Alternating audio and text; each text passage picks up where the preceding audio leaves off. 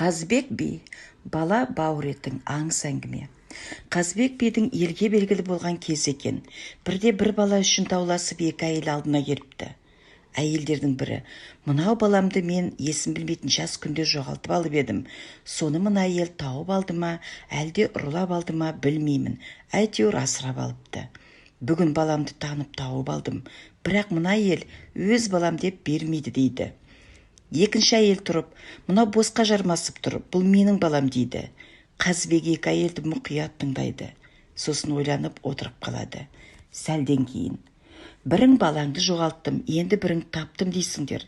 Бірақ оның шын өтірігін білетін куә жоқ. Сондықтан мынадай билік еткім келеді" дейді Қазыбек би.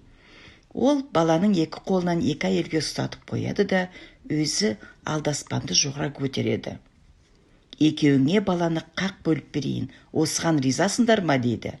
Сонда балаға ие болып жүрген әйел: "Біреуге тірі бергенше жартысы болса да өзімде қалсын, бөлсең бөл" дейді безеріп. Ал баланы таныған әйел: "Ойбай, биекай, қайда жүрсе де тірі болсын, шаба көрмеңіз" деп безек қағады. Сонда Қазыбек би: "Бала мұны жоғалтқан әйелдік екен. Өйткені баланың амандығын тілеп тұр. Баласын өзіне бер" деп билік айтқан екен.